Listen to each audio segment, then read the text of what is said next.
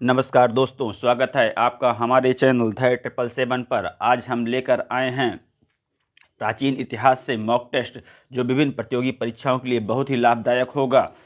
अगर आप यूपीएससी देने जा रहे हैं, यूपीपीसीएस देने जा रहे हैं, बीओ देने जा रहे हैं, केबीएस देने जा रहे हैं, सीटेट देने जा रहे हैं या वनडे एग्जाम देने जा रहे हैं, वहाँ पर आपको इतिहास के 30 से 35 क्वेश्चन मिल ही जाते हैं। अगर आपने अभी तक हमारा चैनल सब्सक्राइब नहीं किया है तो प्लीज़ सब्सक्राइब कर लीजिए, जिससे आने वाले प्रत्येक वीडियो की नोटिफिकेशन आपको आसानी से मिल जाए। चलिए आइए बात करते हैं क्वेश्चन नंबर 1 पर।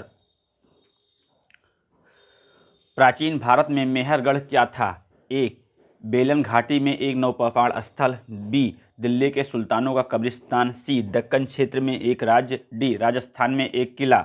चलिए आप लोग बताइए इसका आंसर क्या होगा। यहाँ पर पूछ रहा है प्राचीन भारत में मेहरगढ़ क्या था। देखिए जो इसका आंसर होगा वो था बेलन घाटी में एक नौपाषाण स्थल। आइए बात करते हैं नेक्स्ट क्वेश्चन की।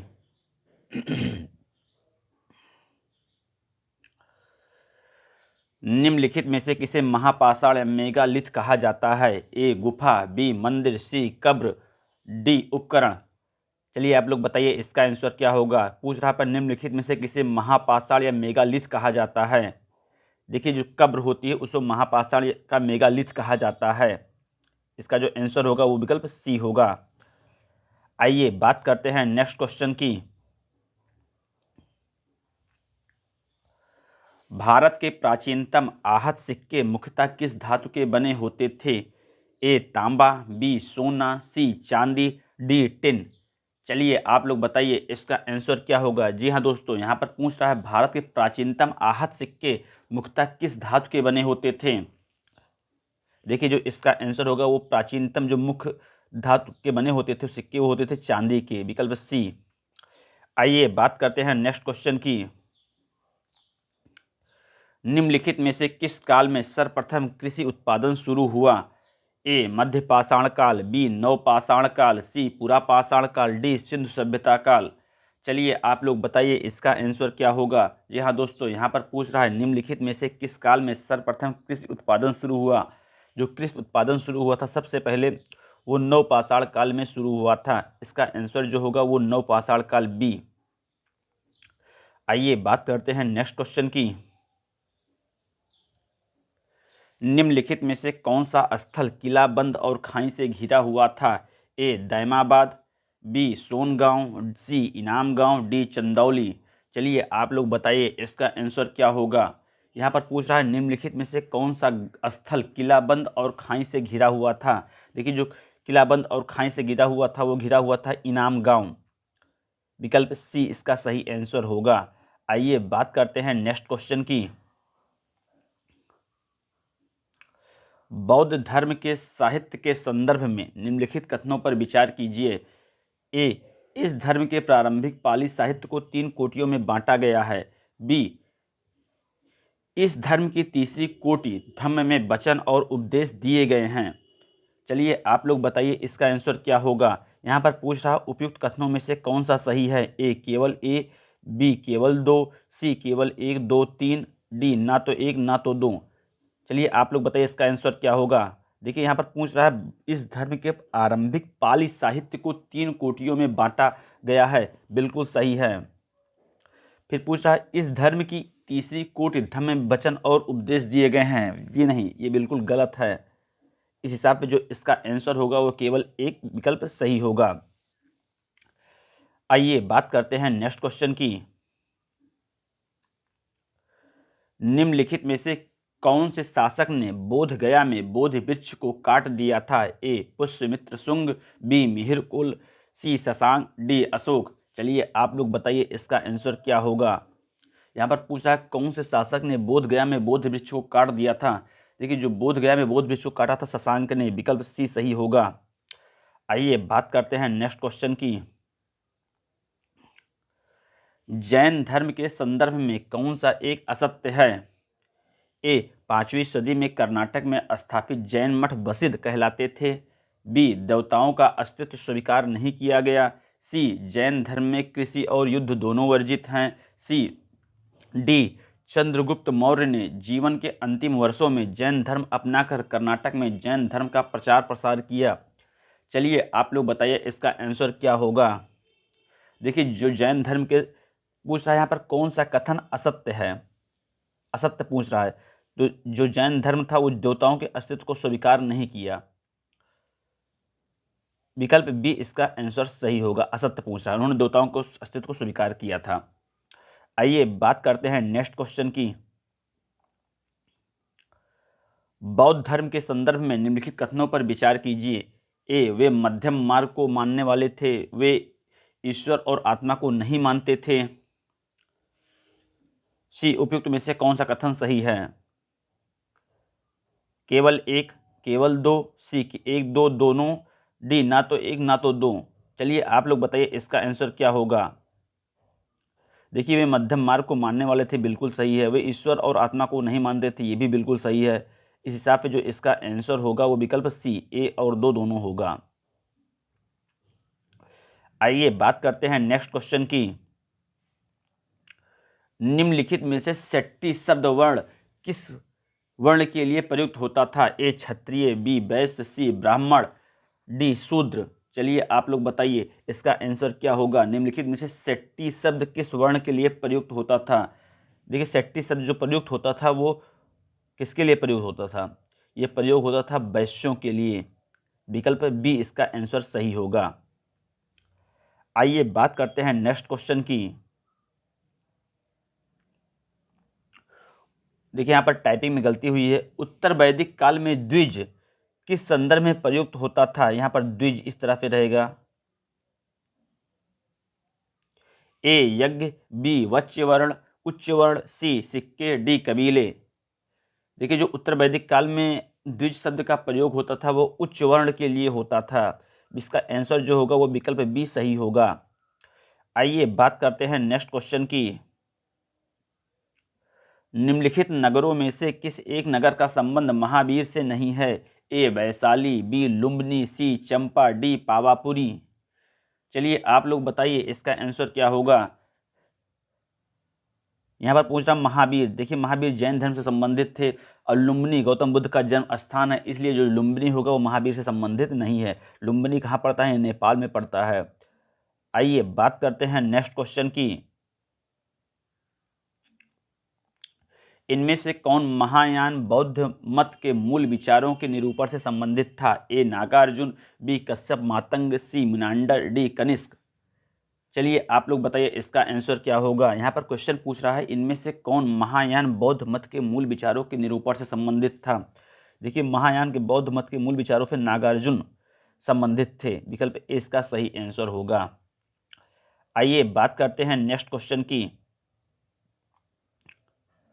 बौद्ध संघ मठवासियों का एक संगठन था। ए जो धम्म के शिक्षक बने, बी जिसने शिक्षा के प्रसार में मदद की, सी राज्य की एकात्मता में मदद करने हेतु, डी विपत्ति के समय गरीबों को राहत प्रदान करने हेतु। चलिए आप लोग बताइए इसका आंसर क्या होगा।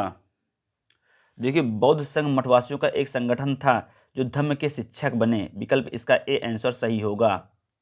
आइए बात करते हैं नेक्स्ट क्वेश्चन की।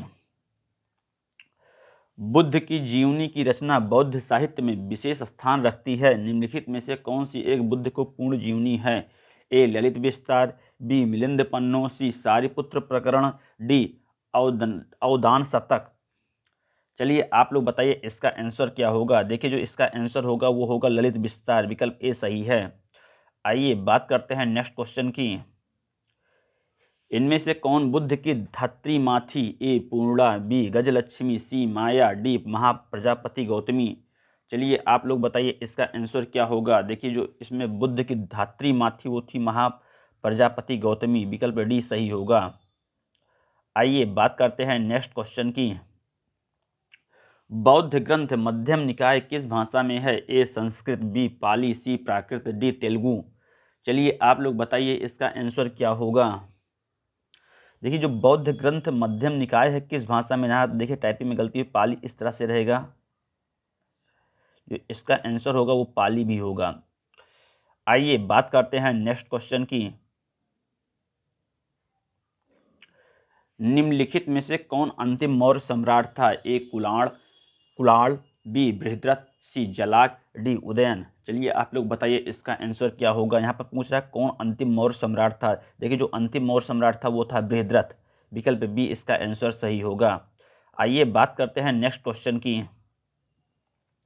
10वीं शताब्दी के लिए नलियर दिव्य प्रबंधन के रचयिता कौन थे? ए अलवार, बी नयनार, सी अप्पार, डी सामंतदार। देखिए जो 10वीं शताब्दी के नलियर, यहाँ देखिए नालियर है ना कि नलियर है, नालियर।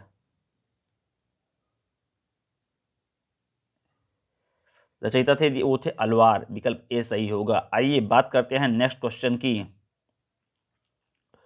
निम्नलिखित में से कौन सा एक संप्रदाय मक्खिल पुत्र घोषाल से संबंधित है? ए वज्रयान, बी आजीवक, सी महासंघिका, डी स्थविरवादी। चलिए आप लोग बताइए इसका आंसर क्या होगा। देखिए जो इसका आंसर होगा वो होगा आजीवक। मक्खल पुत्र घोषाल से जो संबंधित थे वो थे कौन? आजीवक। विकल्प बी इसका आंसर सही होगा। आइए बात करते हैं नेक्स्ट क्वेश्चन की। महाभिभाषा जो बौद्ध दर्शन का एक विश्वकोश है किस बौद्ध परिषद की कृति है?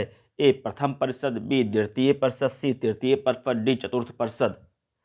चलिए आप लोग बताइए इसका आंसर क्या होगा। महाभिभाषा जो बौद्ध दर्शन का एक विश्वकोश है किस बौद्ध परिषद की कृति है? वो कृति है चतुर्थ परिषद की। विकल्प डी सही होगा। आइए बात करते हैं नेक्स्ट क्वेश्चन की।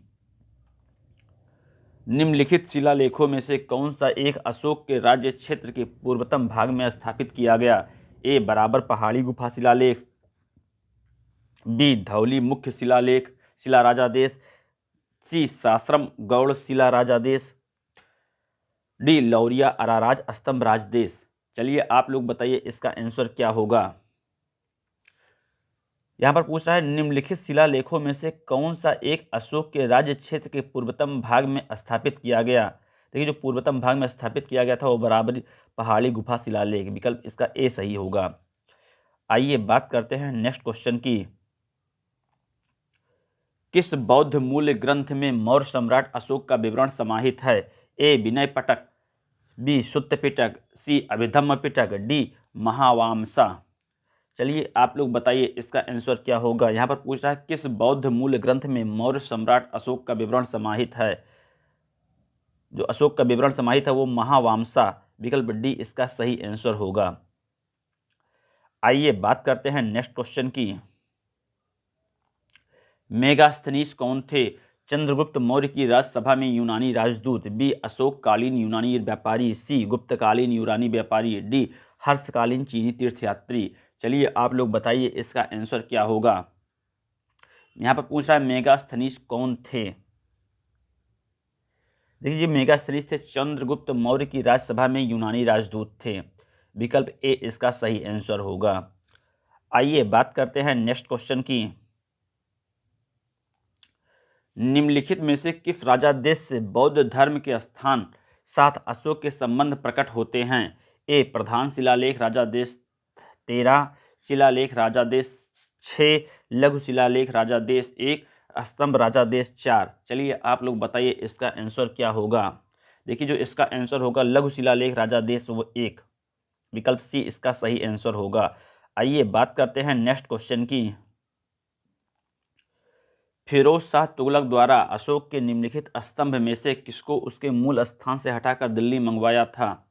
ए मेरठ स्तंभ अभिलेख, बी टोपरा स्तंभ अभिलेख, सी बैराट अभिलेख, डी ए और बी दोनों। चलिए आप लोग बताइए इसका आंसर क्या होगा।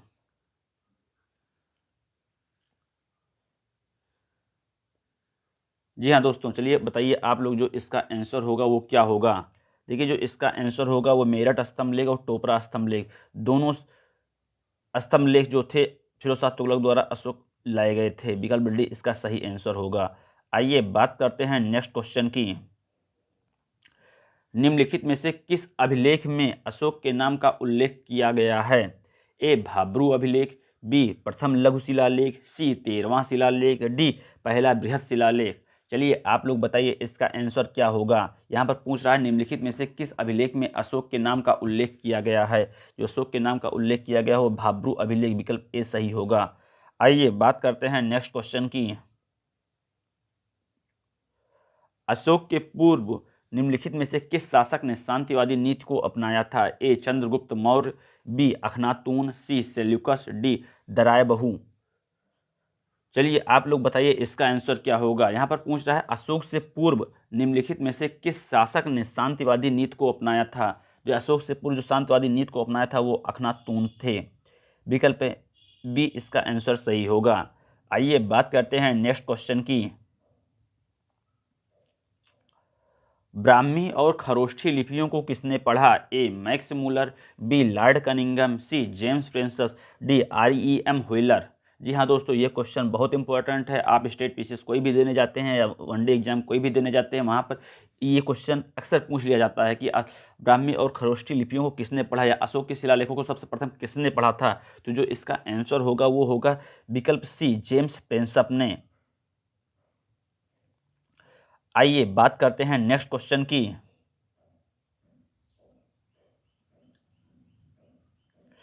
यहाँ पर पूछ रहा है मौर्य काल में प्रचलित संस्था एवं संचार निम्नलिखित में से किससे संबंधित हैं? ए गुप्तचर व्यवस्था से, बी विदेशी व्यापार से संबंधित समिति, सी मौर्यकालीन डाक व्यवस्था से, डी केंद्रीय एवं स्थानीय शासन के मध्य होने वाले पत्राचार से।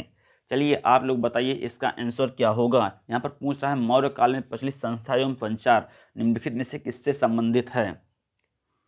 ए गुप्तचर व्यवस्था से, बी विदेशी व्यापार से संबंधित समिति, सी मौर्यकालीन डाक व्यवस्था से, डी केंद्रीय एवं स्थानीय शासन के मध्य होने वाले पत्राचार से। यहाँ पर पूछा संस्था और संचार निम्नलिखित में से किससे संबंधित है।